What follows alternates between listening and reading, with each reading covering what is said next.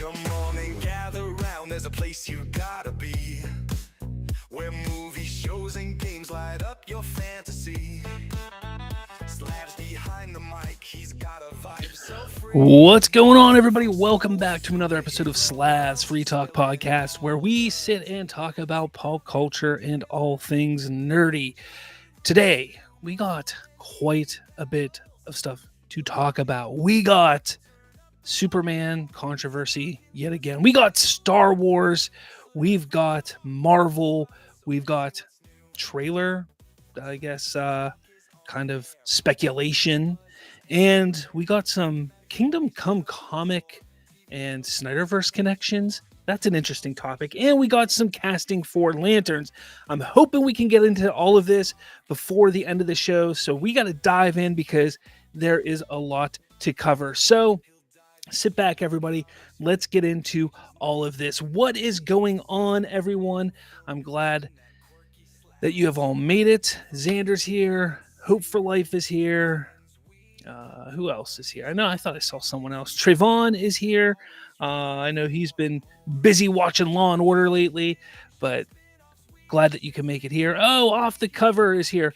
I do want to say thank you to any of you who made it over to our to Off the Cover show on Thursday, where I was a guest. It was awesome. It was a lot of fun. So those of you who did come over, hopefully you stick around and check out his show.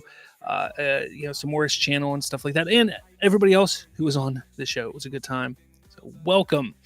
All right, let's dive in because this topic here I want to get into immediately because it is absolutely ridiculous. So the Acolyte, that's right, guys. Star Wars The Acolyte. You know, every time I think I'm done talking about The Acolyte, I get pulled back in and talking more about it. But The Acolyte was a big hit for Disney Plus, at least according to some people. That's right. The Acolyte was the number 2 most watched, most viewed series on Disney Plus in 2024 with over 2.7 billion minutes viewed. Whoo! That is so many minutes viewed. Guys, you have no idea. 2.7 billion minutes viewed. That's crazy. That's absolutely crazy. Now, initially, this comes from Deadline, where they had this whole article where they were talking about broadcast was surprisingly resilient in 2024 amid production declines, but streaming still leads the pack. And it kind of goes into a whole bunch of different streaming numbers, but way at the end, it says, but to juxtapose that with the fact that those big IP franchises were still the best performing series on Disney Plus. So people are like, whoa, what are you talking about here? What big IPs are you talking about? And it says Percy Jackson and the Olympians was the top dog on Disney Plus with over 3 billion minutes viewed. And the Acolyte came in second place with 2.7 billion minutes viewed. Now, let me tell you something. That's a lot of minutes viewed, right? You would think so. Now, if we jump over to darkhorizons.com, they kind of break things down even a little bit more. It goes more in depth with this kind of stuff here. And it's important that we get in here because you see over the weekend when this news came out, people started freaking out. People were going crazy like, well, then renew it for a second season. Why did they cancel The Acolyte? If it was the second most watched show on Disney Plus, come on, why did they cancel it? This is ridiculous. Renew The Acolyte, renew The Acolyte. People are freaking out, forgetting some very key points about the show on why, 1, it wasn't renewed, and 2, why it shouldn't be renewed. Now, let's get into this here. So going down the list here, some other Disney Plus shows that came in, you had Agatha All Along with 2.28 billion minutes. You then had Echo in fourth, which had 1.54 billion. X-Men 97 was in fifth with 1.44 billion minutes. Now, we know X-Men 97 is going to be continued. That's going to have another season, maybe 2. Echo, which nobody really liked, only had 1.54, but that's in the Marvel grand scheme of things. That show's not going to get a continuation, but the character is going to be in some other things. But here's where things get to be a little more interesting. Let's stick to the Star Wars side of things. Skeleton Crew, which was the next show within the Star Wars era, which just was recently out, total 914 million minutes watched. That hurts because it was actually a good show, but we know what happened. People didn't like the Acolyte. It was so bad that nobody then went and watched Skeleton Crew, which I really wish they would have. Okay, but let's keep going because let's then compare this show to other streaming shows out in the world. Okay, so in terms of top 10 TV originals, the Harlan Coben adaptation Fool Me Once, released on New Year's Day, topped the list with 12.1 billion minutes watched. Now, I don't even know what that show is. Bridgerton, though, I've heard of that, was second with 11.1 billion. Landman, a Taylor Sheridan show, was third with 9.9 billion.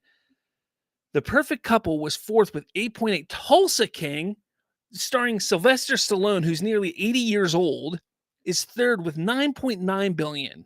Or I'm sorry, 8.5 billion. 8.5, I'm sorry.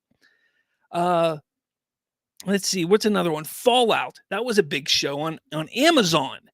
7.95 billion minutes watched. Okay, so let's break this down for those people who are sitting there still screaming, renew the Acolyte, renew the Acolyte. No. First off, the Acolyte cost nearly $300 million to make.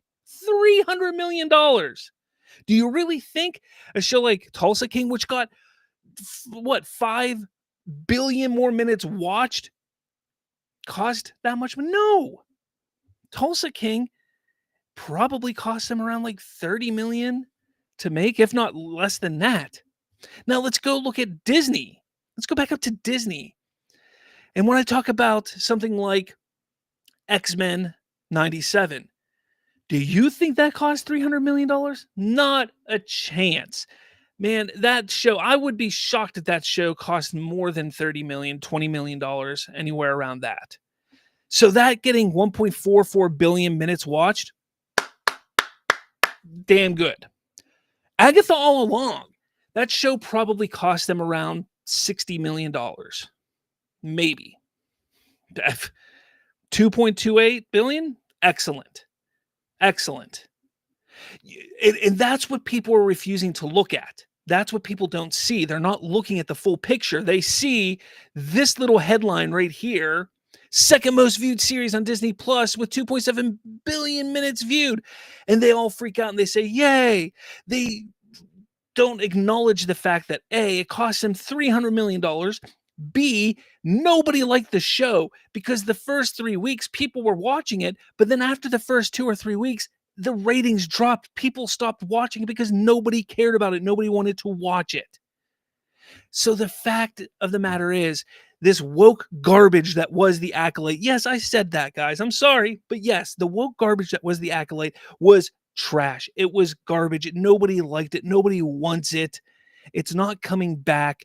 These numbers that are shown, these people that are trying to highlight these numbers, it is not going to bring it back. All right. It's not coming back.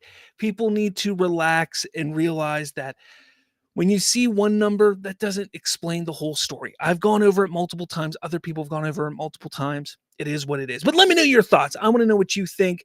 Do you think that the Acolyte has a chance of coming back? Do you think it should? Let me know your thoughts in the comments below because I want to know what you have to say. All right. What do we got over here? I saw a bunch of people popping up and saying hi.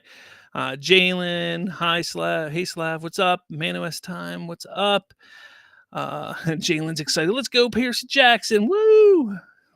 Jalen loved the books and the show was pretty good. Manos Time says Percy Jackson might get canceled with the second season. Not gonna lie, it's possible. Jalen also, dang it, not Star Wars news. Go to Chris. What's up, Slav? Fellow DC fans, what's going on? Xander says, I'm sorry to say, but I believe DC fan base is beyond recovery. The hate and the shit has gotten too far and too much. That it's unfixable. I don't know, man. I don't know. Critic Chris, is Obi-Wan getting a second season? No. And it better not, because it doesn't deserve it. Jalen, no way in hell that it get canceled with the second season. I just don't see what you're talking about. Percy Jackson.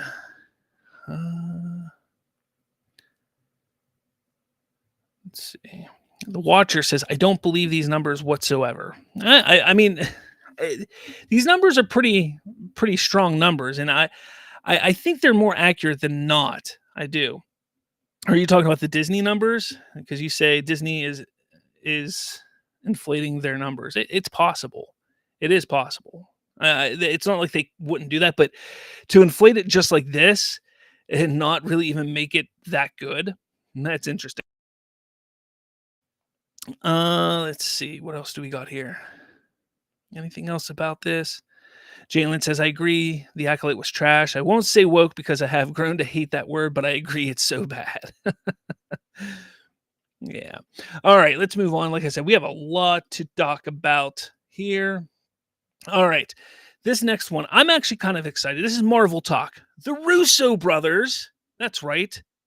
The Russo brothers to oversee X-Men reboot after Avengers Secret Wars. So after having already taken over the reins of Avengers 5 and 6, the Russo brothers, this is coming from Superhero Hype, the Russo brothers are reportedly in the running to helm the much-awaited X-Men reboot after directing Avengers Endgame and providing a fitting conclusion to the MCU's Infinity Saga. Joe and Anthony Russo quietly exited the Marvel setup in pursuit of other ventures. However, they made an unexpected, really wasn't unexpected, return to the franchise alongside Robert Downey Jr. at San Diego Comic-Con last year. At the event, Marvel Studios President Kevin Feige confirmed that the duo will be coming back to helm the next two Avengers sequels, Doomsday and Secret Wars. Nevertheless, per the latest rumors, it seems that the Russos will be extending their stay in the MCU even after Secret Wars. According to Daniel RPK, the Russo brothers have already signed a deal to oversee additional projects, including the X-Men reboot at Marvel after the conclusion of its multiverse saga. However, Richmond, Daniel RPK's latest Patreon update, failed to confirm if the Russo brothers will take up the directing responsibilities for the X-Men project. From the looks of it, an effective course correction of the scattered franchise seems to be the motivation behind rehiring the directors. The Russo brothers' roles past Secret Wars may remain under wraps as of now, but Marvel Studios is actively planning to introduce the X-Men into the MCU. So, I'm not going to go much further into it because I want to discuss this because I think it's really, really, really interesting here. I talk about the Russo brothers a lot because I think the Russo brothers are one of the reasons why the MCU did so well, but I also think it's one of the reasons why the MCU has failed and struggled so much. And now let me talk on this. Now, if you go back to the MCU early years, they did a really good job with kind of exploring different directors, different visions, different ideas throughout everything. You know, you had your Jon Favreau's, your Josh Whedon's, your James Gunn's, your the guy that did Ant-Man, Peyton Reed's, everything like that. You kind of had your different visions and everything. But once Joe and Anthony Russo came in for Winter Soldier, Civil War, all of that stuff, things got kind of weird because everything got so much smaller. The MCU seemed to be like expanding. It was big. It was like all these different visions, all these different directors coming in, able to put their little stamps on it. But when they came in, everything started to just kind of fall in line and look almost the same and feel the same. And it really felt like one thing. And to me, that kind of hurt the franchise a little bit. Don't get me wrong. Winter Soldier is one of my top 2 favorite MCU films. Civil War, I'm not a big fan of. I think it's actually one of the worst Marvel films, but we can get into that another time. And Infinity War, Endgame, great films in their own right. But when they left, I felt like, okay, this is an opportunity for them to get back to what they were good at. MCU, that is. And they then faltered. They couldn't. I think that they just got so comfortable with what they were doing, and they just couldn't get back to it.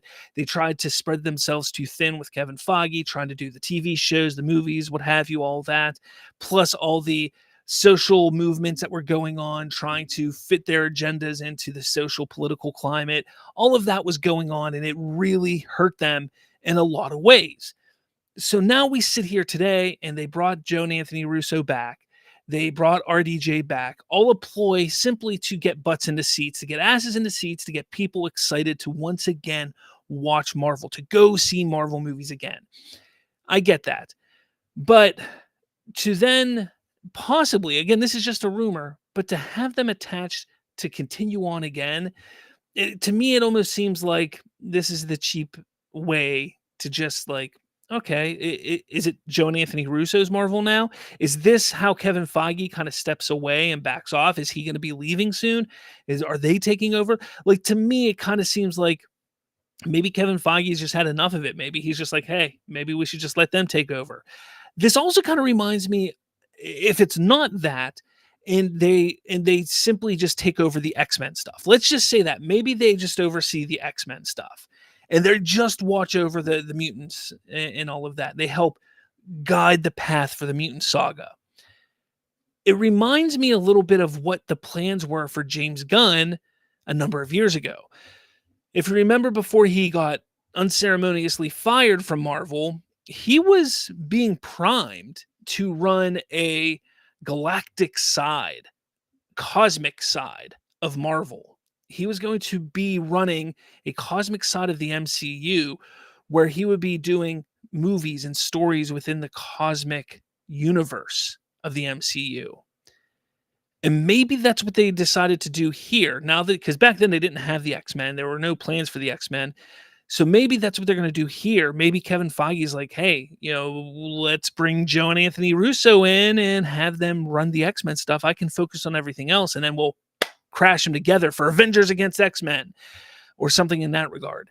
That's a possibility as well. I don't know. It seems really bizarre because they were so adamant about leaving Marvel back when they did because they wanted to go do other projects. Granted, those other projects really didn't turn into anything much. Nothing really big at all came from them. Not that anybody really knows what they are. Like, besides Gray Man that they mentioned in this article here, nobody really knows what other movies that they actually did. So it's really interesting here. You top this off with the other rumor that RDJ is going to stick around as Doctor Doom for the long haul.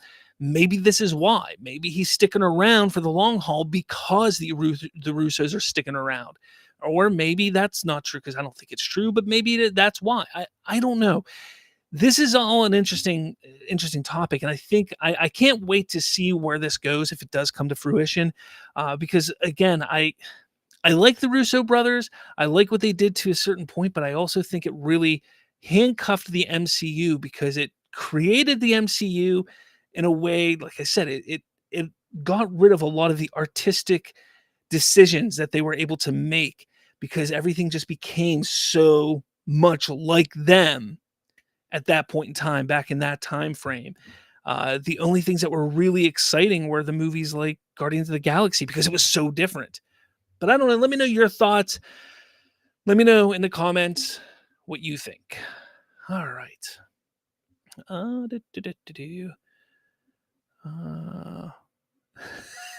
Just saw a comment there. Man. Manos Time says, I think the Russo brothers are overrated. Sure, they killed it with Marvel, but Citadel and the Gray Man was rough. Citadel, that's another one. Yeah. Again, they couldn't make it outside of Marvel. Maybe that's why they want to stick around and stay in there. Jalen Harris says they are overrated in terms of non-comic movies, but comic book movies, movies-wise, they killed it. The Watcher, Disney is extremely aggressive studio, always was. Heard the story about Disney trying to block Tarantino from playing his Hateful Eight film at the Chinese theater. He talked about it. Yeah, that was crazy.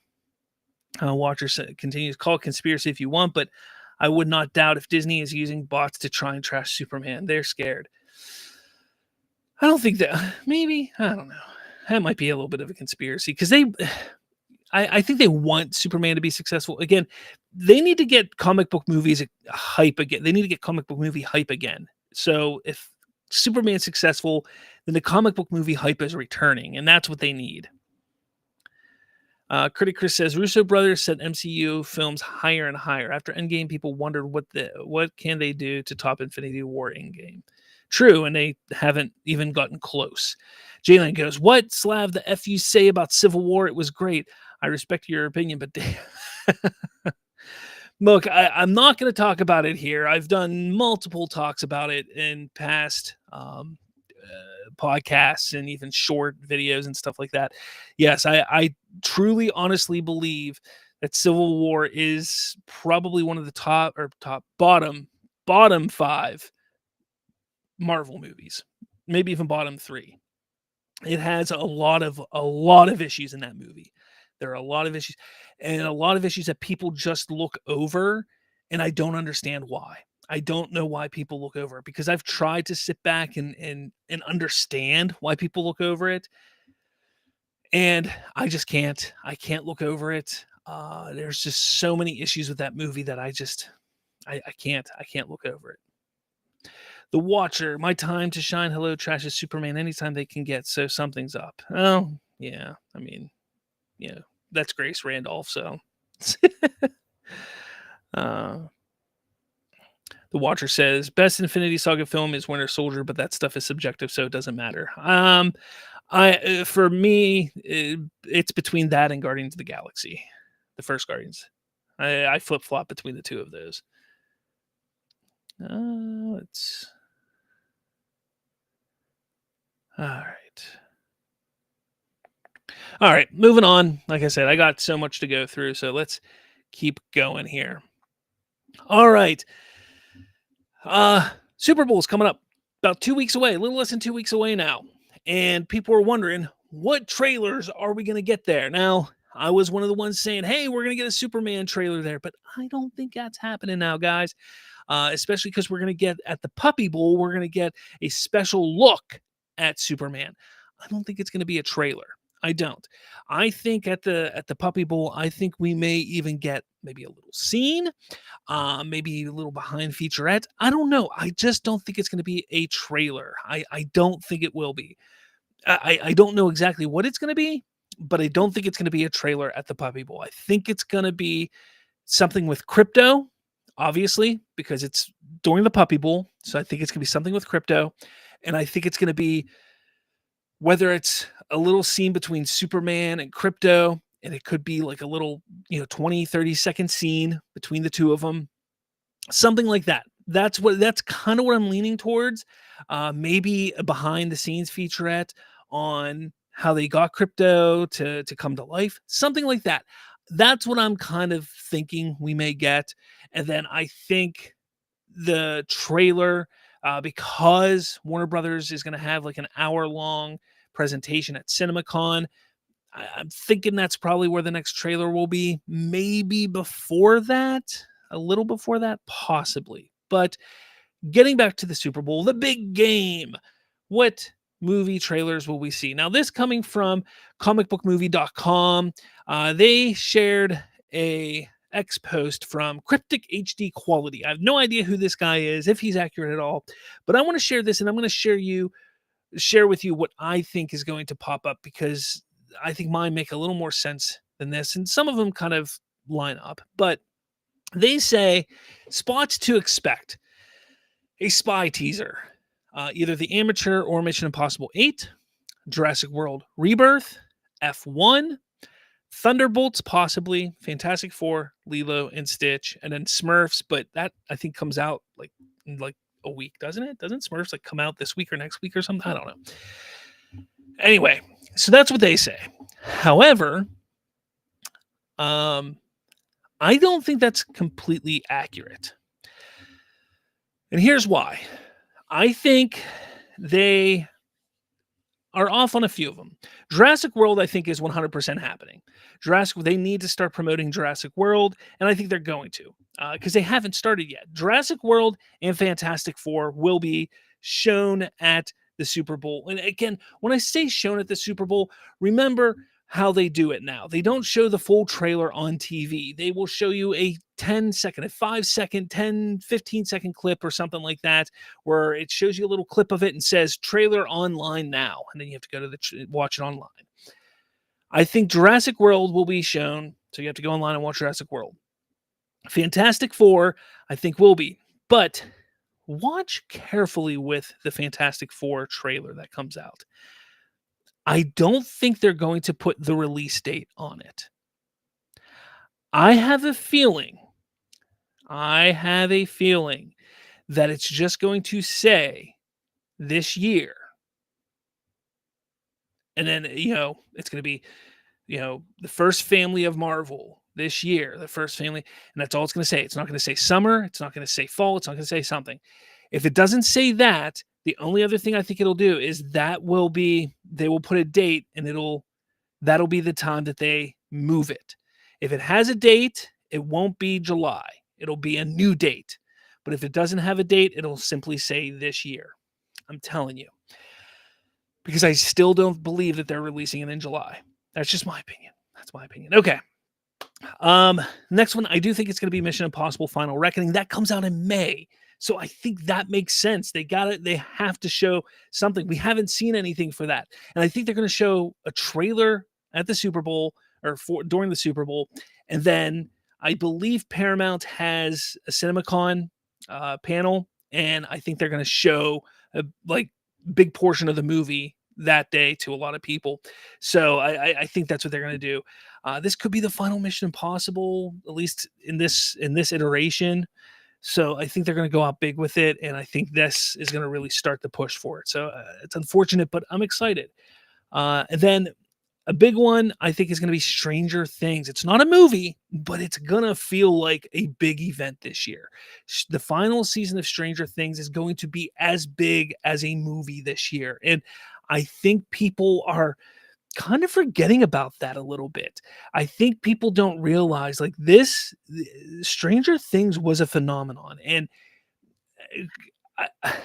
I think that this final season, and I'm hoping this final season blows people away. And I think they realize this Super Bowl is going to have so many eyes on it. It gets 11 million eyes on it, or 111 million. I don't know. 100 million eyes. I don't know. What is it? 100 million eyes on it, whatever it is, watching the Super Bowl. And they're going to show a trailer, release a trailer that day to remind people the final season for Stranger Things. It just makes sense. It makes sense. Netflix is going to want to make sure people remember this is coming. So I think that's going to happen. And Lilo and Stitch, that's another one that comes out in May, and they need to really push, and they haven't released a full trailer yet. And it just makes sense that, hey, now's the time. It's the beginning of February. They got 4 months till release. Perfect time to release a trailer. And I think that's it. I think those are the only ones. Maybe another one sneaks in there somewhere. But I think that's it. I don't think we're going to see many more than that, because it's a lot of money to post even 15 seconds of a commercial at the Super Bowl. So I think that's it. I really do. And honestly, I think those are the best ones to do it. If you really think about it, if you really take a look at it, I think those are the best ones to do it, because those are the really big projects this year. And they're not going to release a Thunderbolts one. Thunderbolts may release, I'd say, probably right before Captain America comes out. So the day of Captain America or something like that. That way they can run it with Captain America. But besides that, I don't think it's going to come out at the Super Bowl. That would be dumb, because it's not that kind of movie.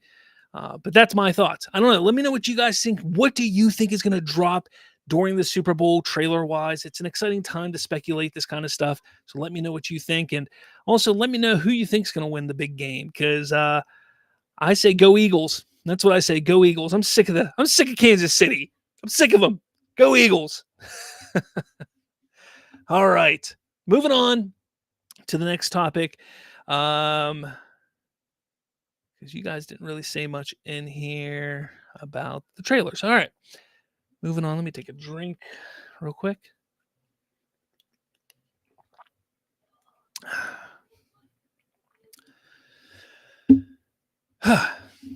Lanterns cast its big bad, or a big bad, Danish actor Ulrich Thomsen will play Sinestro in the DC series. Now, I don't know who this guy is. I'm going to be completely honest with you. That's why I didn't make a video about this. That's why I didn't want to talk up much about this, because I honestly don't know who he is. And I wish I could sit here and say, oh, he is a great actor. He's a phenomenal actor. I can't speak on him. So sitting here trying to say and talk up and be excited about this, I don't have much to say, guys. I don't have much to say. I have heard a lot of people excited about it. I think, when I sit here and think about Lanterns, I'm more excited about seeing someone like Aaron Pierce in it or Kyle Chandler. The fact that it's Earth based, I'm a little, like shocked that they're bringing in Sinestro. I don't think he's going to be the big bad of the show. I think he'll be in it. I think they kind of have to showcase him. I think they need to at least let us know that he's out there and let us know that, hey, he's, that he's been a force around, that he's around the same age as Hal Jordan's character. Perfect, makes sense in a way. But I can't say much more about the character. Like I said, that's why I didn't make a video about it for the casting.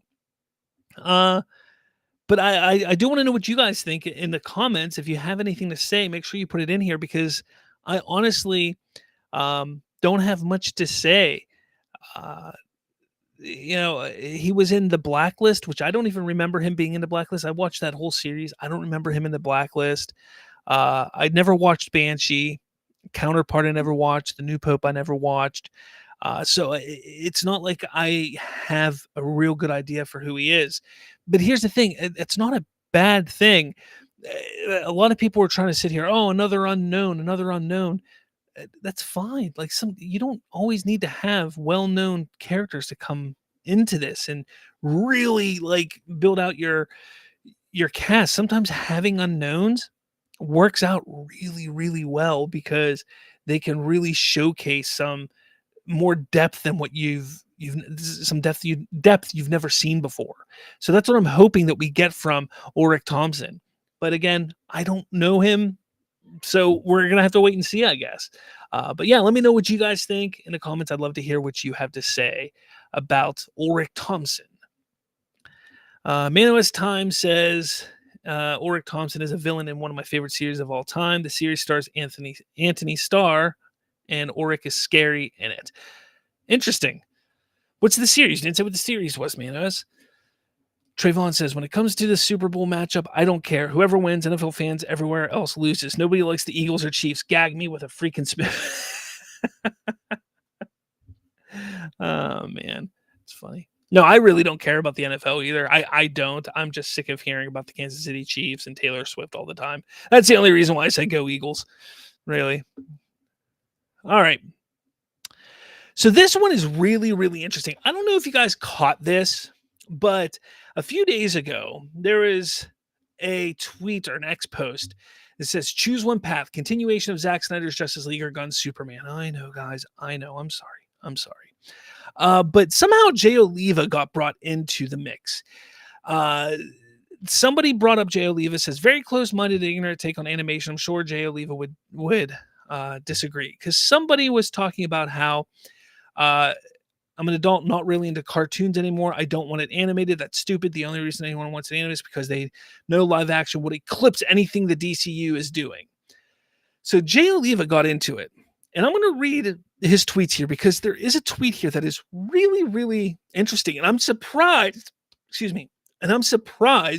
not a single person has really brought this up and talked about it, because I've never heard this before. And I was very heavily in the Snyderverse fandom for a number of years.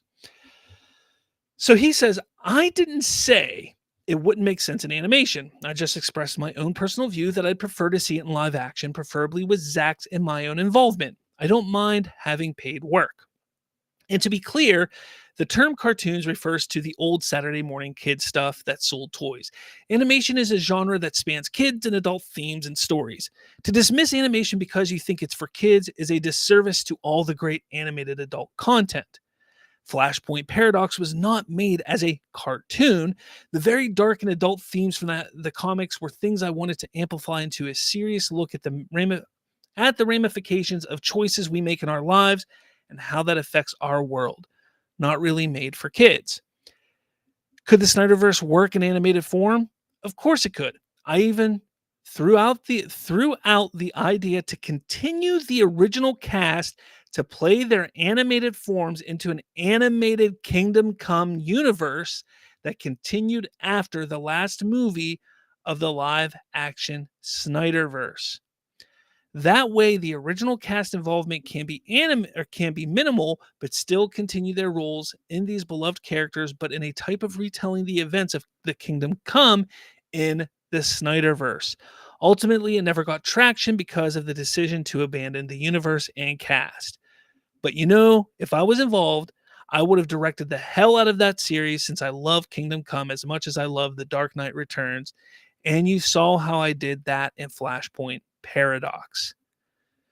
So I see Mano's time. Jay Oliva is an animation director. He directed Flashpoint Paradox. He directed The Dark Knight Returns. He's worked with Zack Snyder, did a lot of storyboards early on for Batman vs. Superman and things in the Snyderverse and stuff like that. He's actually a really good animation director. He's done other animated stuff, but sticking in the DC realm, that's some of the stuff he's done.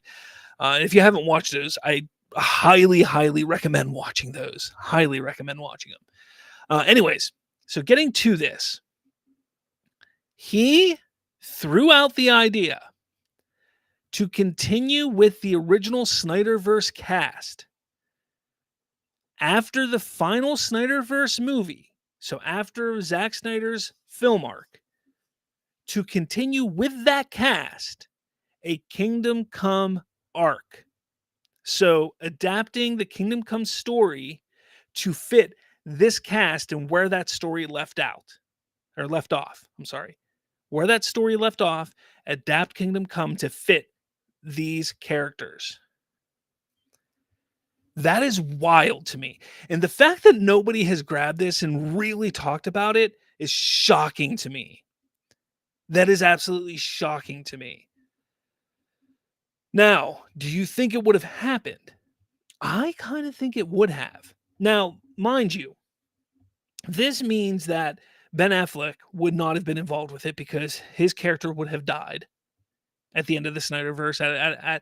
When Zack Snyder finished his arc, Ben Affleck's Batman would have been dead. If you remember his plans, it was to kill off Ben Affleck's Batman, that he would have had that technically in the original idea, Bruce Wayne and Lois Lane would have had a kid, and he would have continued on as the Batman in that universe. But it did get switched to, it was going to be Superman's kid and Lois's kid. But regardless, Batman would have died. He would have sacrificed himself to save Lois for Superman.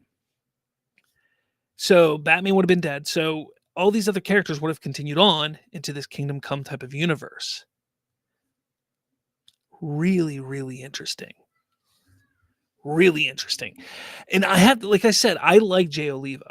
And he's the one that I would love to have create the Snyderverse in the animation. That's why when I say animate the Snyderverse, because I truly do want to see the Snyderverse continued in animated form. He's the one that I would want running the show. He's the one that I would want directing those movies or working with Zack Snyder to direct those movies and really push them forward. Whether Zack did part 1 and Jay Oliva did part 2 or however, that way they can get done simultaneously, get them done fast and get them out the door. However it would be done, however they would have to do it, I want Jay Oliva working alongside Zack Snyder. They work well together. They've worked in the past together. I actually think he worked on Twilight of the Gods with him, I believe. Regardless, that wasn't a great show, I know. But again, I would like to see the two of them work together to get that done. And if and let's just say it did well. Let's just say animate the Snyderverse and it was animated and it did well. Then something like this could be in the cards. And I think that would be a really cool thing to explore. A really, really cool thing to explore. But the problem is you have people like this guy here, this John Baker, or you have all of the other Snyder boys and Snyder bros who bitch and complain because it's my way or no way. And then we're never going to get anything. So they'd rather get nothing than getting it in animated form and possibly more. And to me, that's just wild. It's like, stop being so toxic. Stop being so childish. Stop being so ridiculous. And sit back and say, you know what? I would love to see Zack Snyder's vision completed. And let's support him making an animation. You know what? It's not what we all want. It's not how we all wanted it to happen, but we have to understand the business.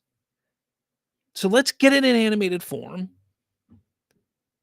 And you know what? If it does well, awesome. At least we get the final story. We get the rest of it. And now we hear something like this. And if that does good, then maybe we can get more. If not, if it doesn't do well enough, at least we got the story that we wanted to see finished. It's baffling to me. Anyways, let me know your thoughts. I want to hear what you have to think because, again, I think it's really interesting. I can't believe this hasn't picked up more traction. I really can't believe it hasn't picked up more traction. But let me know your thoughts in the comments below. I want to hear what you have to say.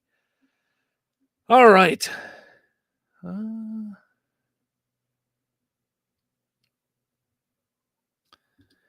Trayvon says, I wonder if that was the Kingdom Come project that was canceled just as DC Studios was getting started. Maybe. I don't know. Jalen says, it would be cool to see Zach and Gunn work together on a DC project. Maybe. I don't know. Manoas, Jay Oliva could help DC with costumes designs. It'd be perfect.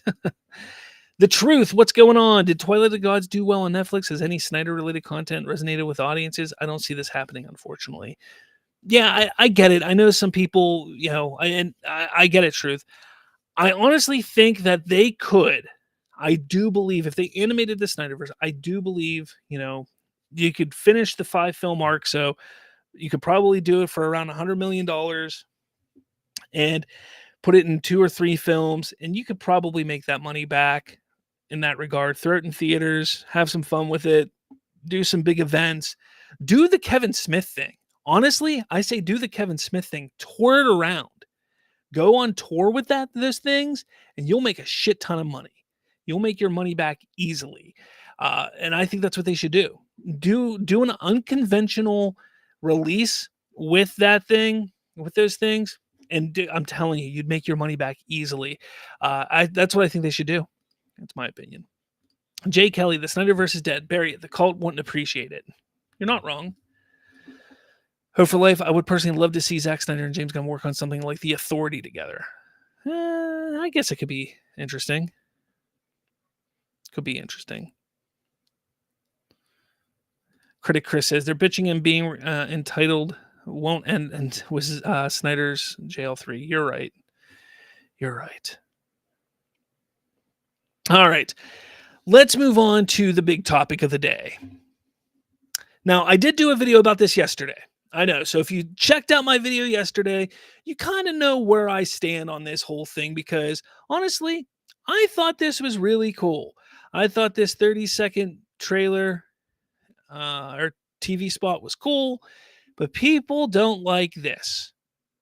His eyes are wonky. His face doesn't match. It's this or that. Blah, blah, blah. People are bitching and complaining because what else is there to do, right? What else is there to do? There's so much manufactured hate for this movie. It is absolutely absurd. It's absolutely absurd. And it's getting worse by the day. It really is. It's getting worse by the day. And I sit here and again, I watched, I remember yesterday, I woke up, I was, getting my kids food and everything like that in the morning. And who was it? Resident Justice, who sometimes on here, he posted on Twitter that he got a notification that there's going to be a TV spot. And I was like, whoa, wait, what? And then he posted this picture. And he's like, from the TV spot. I was like, what TV spot? What are you talking about? So then I jumped in my email and saw the email. And I was like, okay, I got to find this TV spot. So then I found the TV spot and I watched it. I was like, man, this is a damn good TV spot. It's it's excellent. Then I watch it again. I'm like, this is a good TV spot. And here's the thing. This is what you need to realize and notice. Okay. You watch a TV spot, you watch a teaser trailer, you watch a movie. And the first time you watch it, the second time you watch it, the third time you watch it, when you're watching something, you take it in, you watch it, you enjoy it. Especially if what you're planning on doing is to sit down and enjoy it. You're going to sit down and you're going to enjoy it. That's what your mind is going to do. But if you specifically go in to find an issue, to look for an issue, to not enjoy it, to hate it, whatever it is, you're not going to like it. You're going to hate it. You're going to want to find a problem. And that is what is happening here or there. That's the problem that we're seeing. Now, James Gunn, people were freaking out and saying, well, that's obviously a CGI face. Oh, whoops, that's on. Well, James Gunn says there's absolutely zero CG in his face. People's faces can look different when you put a wide angle lens up close. The background plate in Svalbard is 100% real, as is David. So the plate behind him is not CGI. I mean, it's a real place, but he wasn't actually flying in there. They had to put that in post-production. Anyway,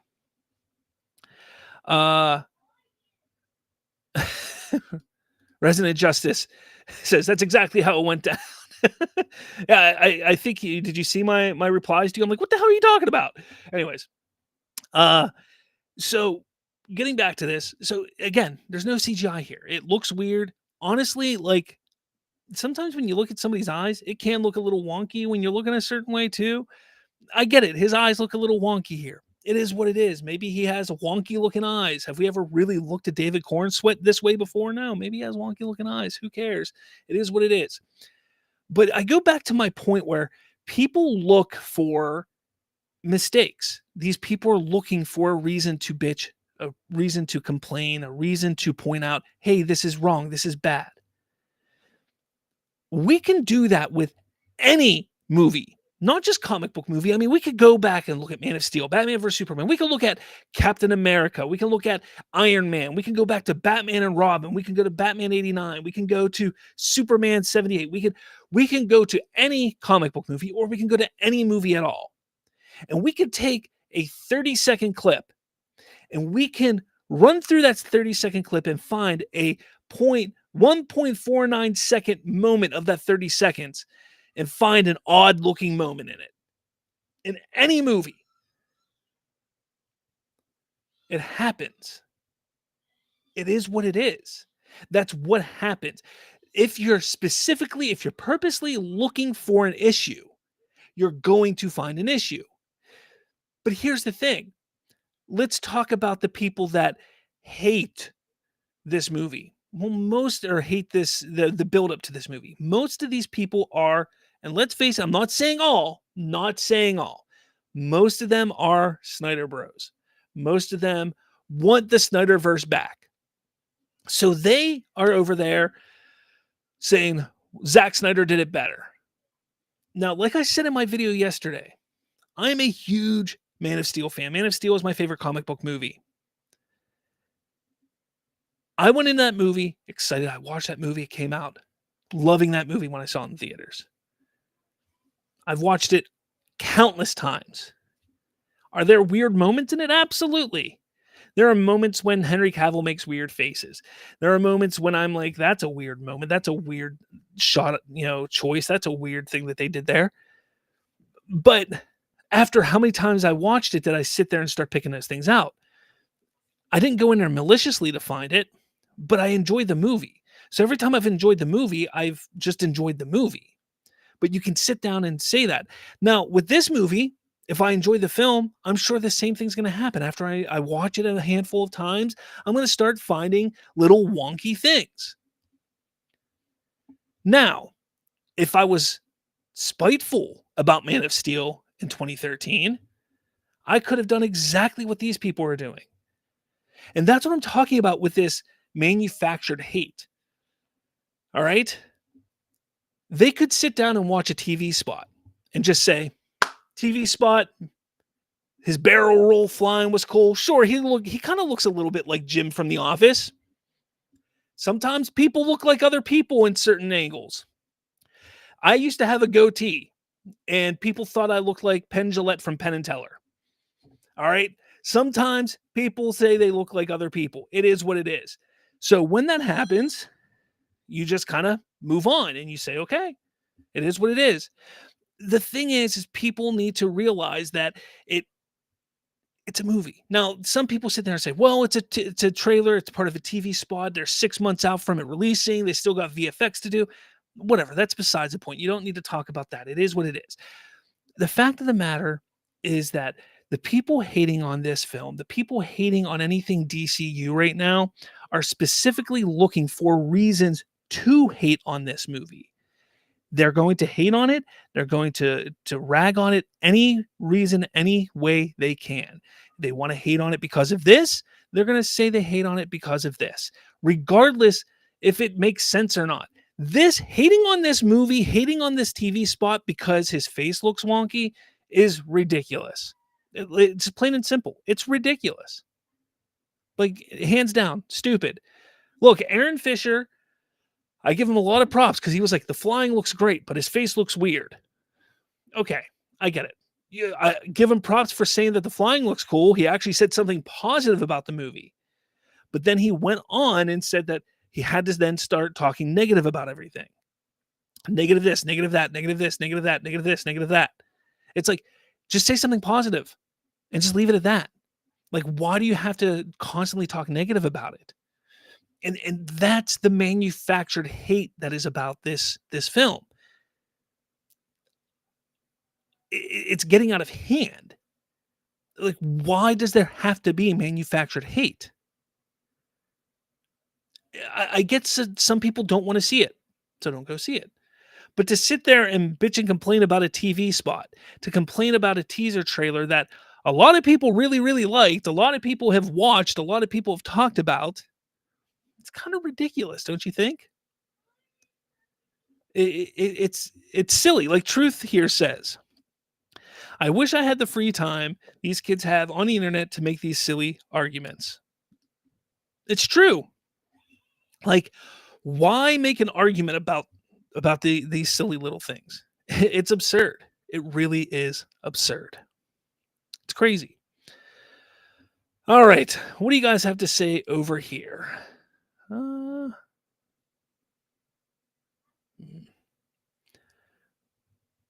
Critic Chris says, people forget not everything we see in trailers don't always make it to the actual film.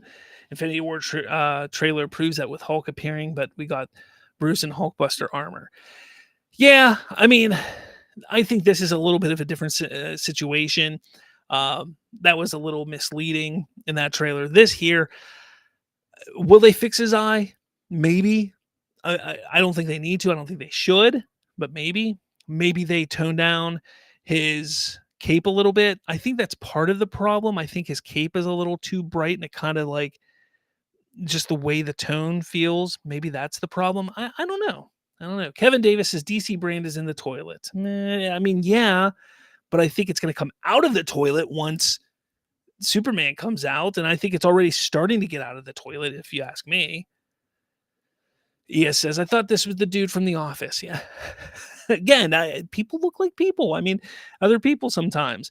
The shot when he's in the teaser trailer where he's punching through the glass, I actually think he kind of looks like Jim from The Office there too. I mean, it is what it is. Some people can sometimes look like other people. It is what it is. I don't know why people...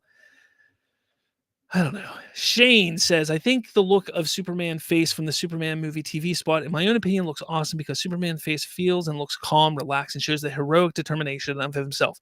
Yeah, that's another thing. There were some people saying he's not he's not shown any emotion. I think he looks calm. He looks collected. He looks determined. He looks like he's done this before. And then people try to compare it to Man of Steel, which is this here. This one here is funny, but from the first time he's flying, where he's smiling and everything like that, and it's like, well, yeah, he's in that moment, he's smiling, he's showing all this emotion because, well, he's never done this before. So he's doing this for the first time. He's showing all this emotion. He can't believe that he's able to fly. Like his entire life, he's gone on without flying. Now he can fly. Like what else can he do? Like all these emotions, everything's bubbling up. Like this is amazing. So yeah, he's shown all those emotions, but this is a Superman who's done this. He's been flying. He's been Superman. Like he knows what he's doing, and that's what the difference is. Kavari says, this is such a non-issue. The general audience who's going to go watch Superman isn't online 24/7 bitching about a 30-second clip. Agreed. Critic Chris says, Man of Steel was a good start to the DCU. Even if Snyder mixed Christopher Reeve's likeness with Cavill's, I probably wouldn't have noticed it if I didn't read about it. You're talking about whenever he's flying up to destroy the little Earth generator thing, whatever it's called. I can't remember what it's called now. The Spider Lake thingy. But yeah, when he's doing that, yeah, he does mix that. He does. Yeah. People seem to forget that.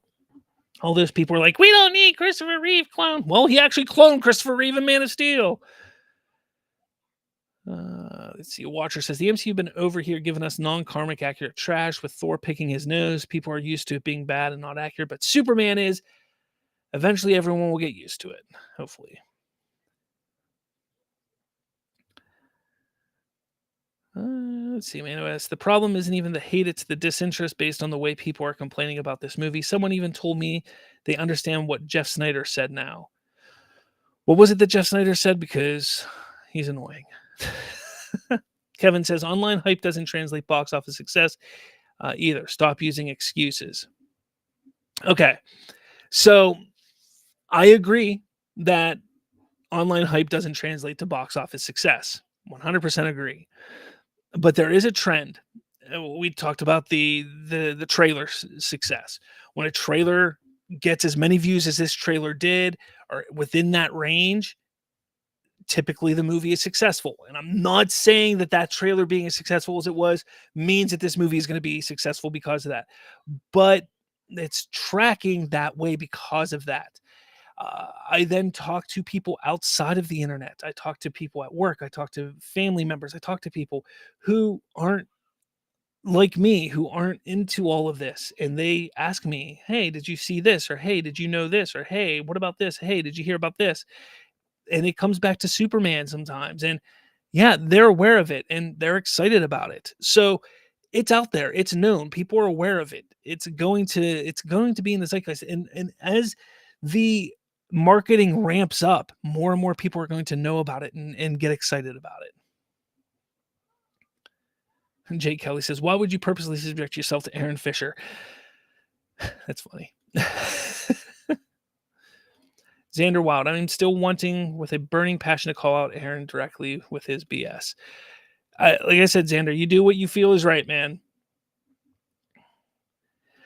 Husky Z and Toys says, I think we've seen Bizarro in the trailer and haven't realized it. That's what somebody said. I saw somebody say that this is Bizarro, which I think would be really hilarious if that's what it ended up being.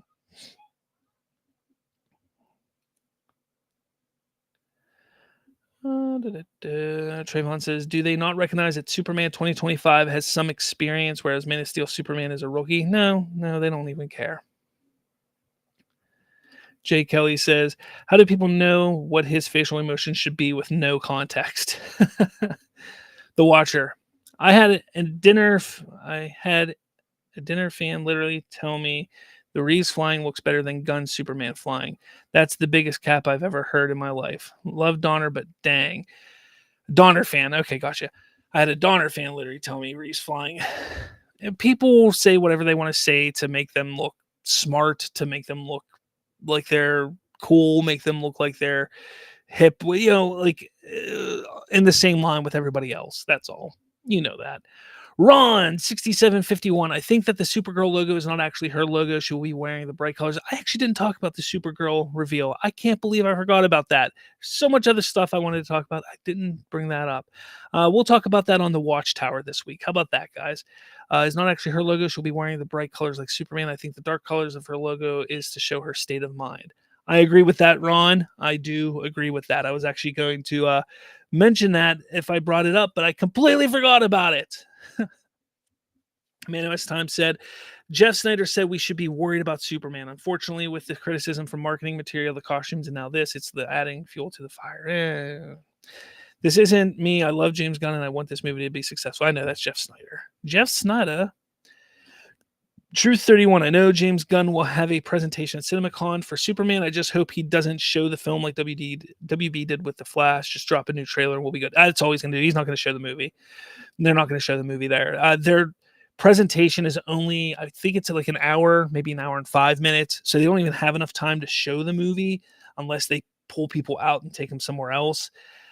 So I think it's only like an hour and 5 minutes. So they're not going to show the movie. It's going to be a trailer, probably. Critic Chris says, I like Brandon Routh's flying as Superman. Yeah, it was his flying was good. His flying was good.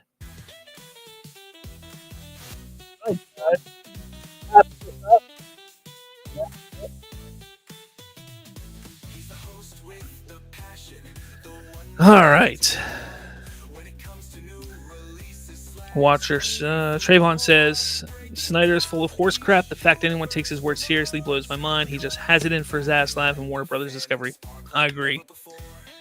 Watcher says, call this conspiracy too, but I'm going to be real. Type press, or real press Grace.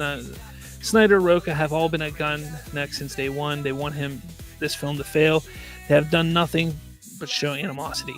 Yeah, it's... they're terrible. Man, it's time. The Superman discourse is becoming exhausting. Not gonna lie, it is. It is exhausting. I wholeheartedly agree. All right, guys. I'm gonna be wrapping up here.